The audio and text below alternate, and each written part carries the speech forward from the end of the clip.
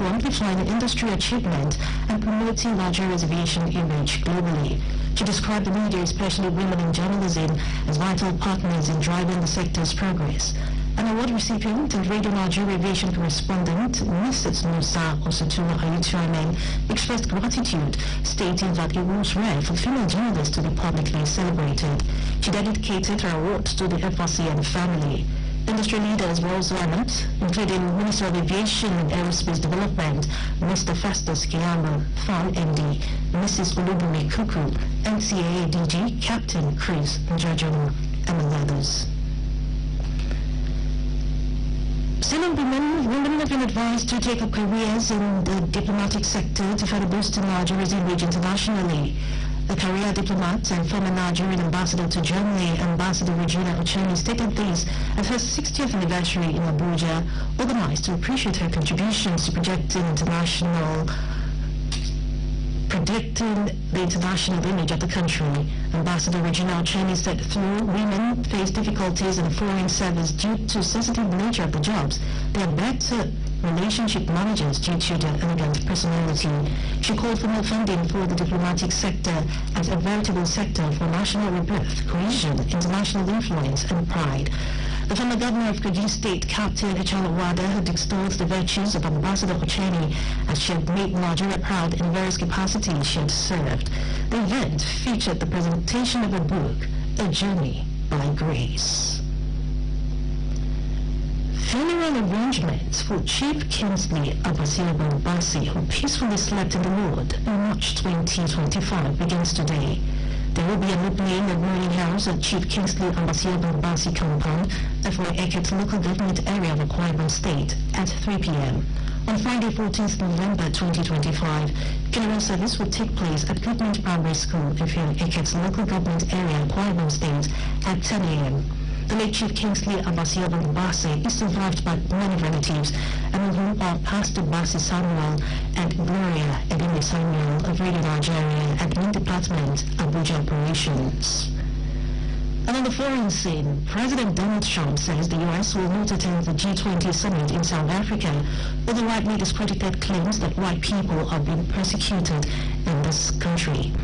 The U.S. president said it was a total disgrace that South Africa was hosting the meeting where leaders from the world's largest economies would gather in Johannesburg later this month. South Africa's Foreign Ministry described the decision by the White House as regrettable. None of South Africa's political parties, including those that represent Afrikaners and the white community in general, have claimed that there is a genocide in South Africa. Trump had earlier said South Africa should not be in the G20 at all, and that he would send Vice President J.D. Vance instead of attending himself. But now, the White House says no U.S. official will attend. Radio Nigeria, uplifting the people and uniting the nation.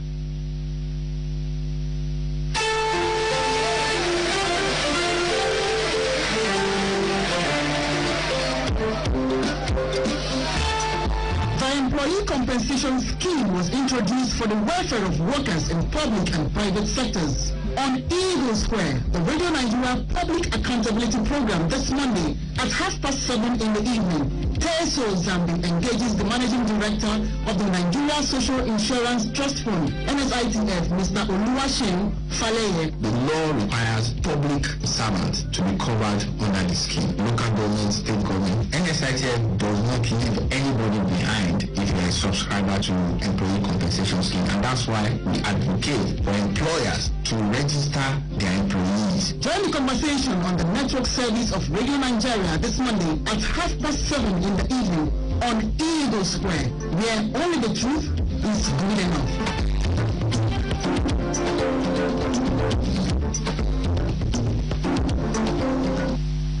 Radio Nigeria, uplifting the people and uniting the nation. It's now time for State House Diary.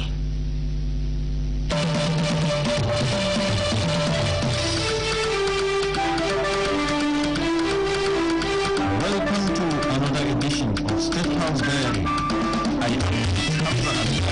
President Bola Tinubu said Nigeria's economic reforms are winning renewed global confidence, as demonstrated by oversubscription of the country's recent $2.3 billion Eurobond.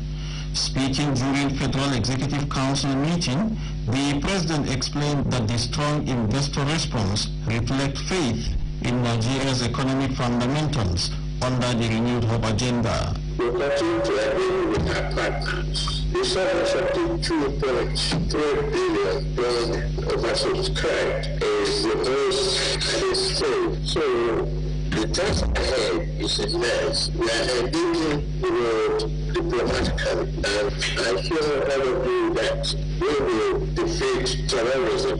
The task ahead is immense, but it's our resolve to move forward with unity and purpose, guided by renewed hope agenda to build a prosperous, inclusive, and resilient Nigeria. On the performance of the economy, the Minister of Finance, Mr. Wale Edu, briefed Council on the nation's latest economic gains. In Q2 2025, Nigeria's GDP grew by 4.23%, the highest in a decade outside the COVID rebound. 13 sectors recorded growth above 7%, up from 9 in the previous quarter, showing broad-based resilience. The industrial sector nearly doubled its growth from 3.72% to 7.45%, reflecting rising productivity and investor confidence. Inflation eased to 18% in December, while as we know, foreign exchange reserves topped 43 billion and our trade surplus topped 7.4 trillion. Clear examples of macroeconomic stability. As the consumer spending basket published earlier this year shows, our citizens now spend maybe about half of the income on basic needs, food, shelter, and clothing, and that's compared with almost 90% previously. This signals a country moving from subsistence towards productivity and indeed affluence. Meanwhile, President Bola Tinubu sworn in 2 new ministers. They are Dr. Bernard Mohammed Doro from Plateau State and Dr. Kingsley Tochukwu Ude, a senior advocate of Nigeria from Enugu State. The ceremony, which took place at the council chambers shortly before the commencement of the Federal Executive Council meeting, was witnessed by cabinet ministers. Vice President Kashim Shettima, on behalf of President Bola Tinubu, received Governor Doye of Bayelsa State and his supporters into the All Progressives Congress, APC. The grand reception held at the Samson Siasia Sports Stadium was attended by top government officials and party stalwarts. Vice President Kashim Shettima described the occasion as one of those rare and redemptive moments in Nigeria's political evolution. He commended Governor Diri for demonstrating the people's preference for the light of national integration over the shadows of political isolation. We are proving that good governance is not about malice, but about impact. We are now part of the progressive family, a family that thinks and acts together. So we welcome you into this forum. To watch and support you as champion is never been done. In his remarks, Governor Diri explained that his decision to leave the PDP followed extensive consultations with stakeholders across Bayelsa State. He cited persistent internal crisis within the PDP and his desire to align the state with a national leadership focused on development as reason for his defection. This defection is not a Bayelsa defection. It is the whole nation. We tried all we could to salvage the PDP, but to no avail. Now there are 2 factions, 2 national working committees. And the Senate President asked jokingly, who will sign your form? I don't want members of the National Assembly from Bayelsa, members of Bayelsa State as an assembly to be in that quagmire. I am doing it for the interest of the state. In another development, President Bola Tinubu told world leaders that the time for promises was over and the world must act now to tackle climate change.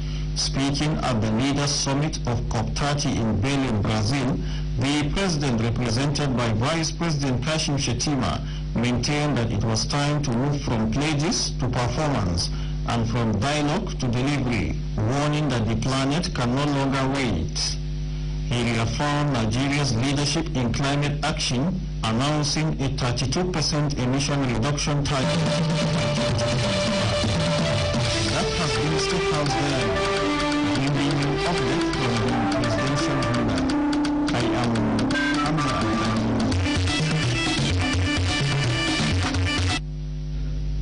Into sports update, Kada Kings and Kada Queens retain titles at National Hockey Super League Championship as the season of Nigeria National Football League commences. Nigeria beat Ghana in West African Football Union Under-20 Girls Cup as Northern Korea defeat Netherlands to defend FIFA Under-20 Women's World Cup crown. Alan Wadata brings us up to speed with details in our sports package. Kada Kings and Queens have retained their titles as both teams emerged champions of the 2025 Nigeria Hockey Super League in a keenly contested final to defend their title on Saturday. Kada Kings beat Police Machine 3-2 on penalties after 4 quarters ended without a goal. Kada Queens, on the other hand, proved their superiority with a 2-0 win over 80 Queens. At the end of the league, President of the Nigeria Hockey Federation, Simon Nkong, said he was a fulfilled man. Of all the Super Leagues we've had, we've never had is this tough. Looking at even the finals, you will never underrate any team, and you can see that it could have gone any side. It's not about anything, it's about the quality of all teams that are here. No second class, no third class. The performance for this 2025 sets the pace for the new board to be able to now move forward. Correspondent Christine Hashi reports that 21 teams overall, comprising 13 men and 8 women teams, took part in the week-long Nigeria Hockey Super League. In football, the 2025-2026 season of the Nigerian National League got underway on Saturday with Basira FC defeating Mighty Jets of Jos 3-1 at the Lafia City Stadium. Abubakar Yusuf scored a brace on 6 and 36 minutes as Peter Energy got the third, but Ilya registered an own goal in the match watched by Governor Abdullahi Sule of Nasarawa State, Cabinet Member, Secretary General of the Nigerian Football Federation, Dr. Mohammed Sanusi, and Chairman of the NNL, George Aaron. And Abia Derby between Abia Warriors and Enyimba is one of the highlights of match day 12 contest in the Nigeria Premier Football League today. In Katsina, Kano Pillars clash with Bayelsa United as leaders Nasarawa United confront Kwara United. Enugu will see Rangers reignite old rivalry with Shooting Stars, while Warriors engage Ikorodu City as Wiki Tourist battle Niger Tornadoes. On Saturday, Katsina United and Barao FC battle to a 1-0 draw at the Mohammed Diko Stadium. Uche Collins are giving the host the lead on 38 minutes, but Oji Kano Kanwe drew level on 68 minutes as there was violence after fans on the home side reportedly attacked and injured Nana Abraham of Barao FC. Tomorrow, Plateau United welcome Bendel Insurance. Champions Remo Stars face El Kanemi Warriors as Rivers United and guests of On Khalifa of Owerri. The technical manager of the Port Harcourt side, Finidi George, is hopeful his charges will get a good result in the encounter. It's going to be a difficult game. We're expecting to get something or even a win. On the other hand, we know what we're facing. In the draws for the group phase of this season's CAF Champions League, the former Super Eagles right winger acknowledged the team will face tough opponents but will do their best. It's a good draw, difficult group, but if you want to compete in that tournament, at some stage you have to play the best. Rivers United and play alongside champions Pyramids Sports Club of Egypt, CAF Confederation Cup winners RS Berkane of Morocco and Power Dynamos of Zimbabwe. The Super Eagles of Nigeria will converge on Rabat, Morocco from tomorrow ahead of Thursday's 2026 FIFA World Cup African Playoff Tournament. Head coach Eric Chell on Saturday unveiled the 24-man list for the playoffs as the Eagles clash with Gabon in the first semi-final game built for the complex Sportif Prince Heritier Moulay Al-Hassan in Rabat from 5 p.m. while Cameroon lock horns with the Democratic Republic of Congo in the other tie at El Barid Stadium also in Rabat same day from 8 p.m. with the winners meeting in the final for the sole ticket to the international playoff. The Falconets of Nigeria spanked the Black Princesses of Ghana 3-1 in their first game at the West African Football Union Wafuzumbi Under-20 Girls Tournament on Saturday in Cotonou, Benin Republic. Janet Akerem Kowe scored twice while Favour Nkocha got the other. Sarah Nyako had the consolation for the Black Princesses. The Falconets next face Benin today, then clash again with Ghana on Tuesday before confronting the Beninese again on Wednesday. Democratic People's Republic of Korea successfully defended their FIFA Under-17 women's title after defeating Netherlands 3-0 in a final at the Olympic Stadium in Rabat, Morocco last night.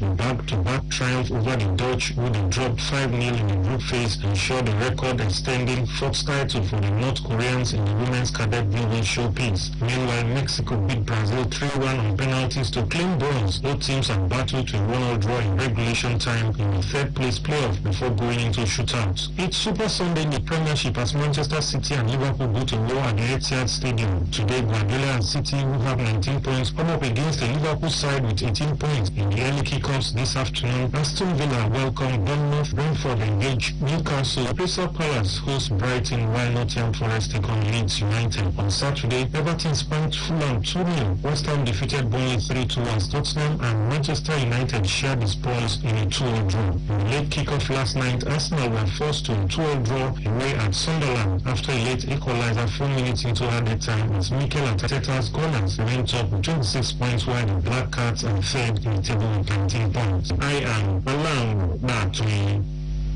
Away from sports now to the commentary. It's on the critical role of audience research and broadcasting. It is written by Ovie Kuje of our presentation unit.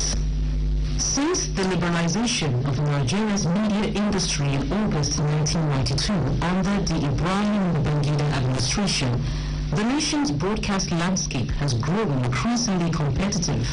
The entry of numerous public and private stations has reshaped the industry, making the struggle for audience attention more intense than ever.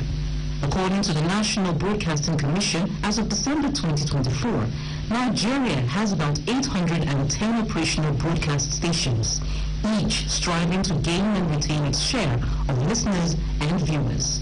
While established stations fight to stay relevant, newer ones often deploy innovative strategies to lure audiences away from the old guard.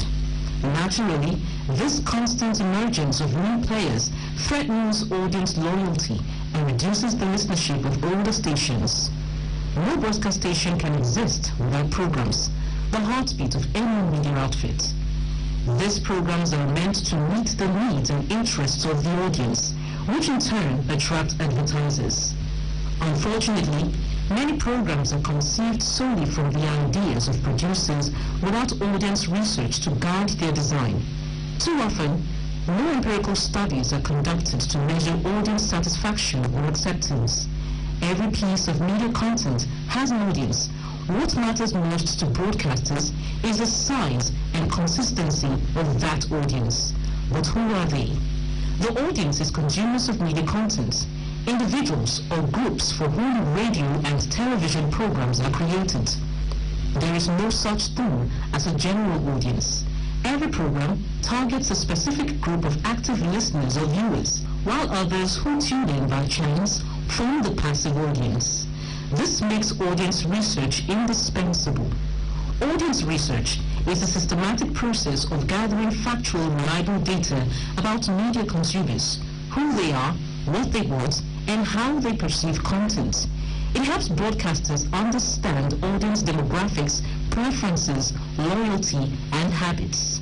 Effective audience research should be continuous, combining online analytics with periodic surveys and focus groups to keep pace with changing behaviors. Key areas of audience research include demographics such as age, gender, location, education, occupation, and income to identify and target specific groups. Another is listening and viewing habits, such as how often people tune in, what time of the day they listen, and through which medium, whether radio, TV, or online. Content preference is equally vital. Research should determine which programs, news, talk shows, sports, or music are most enjoyed. Technical quality must also be assessed.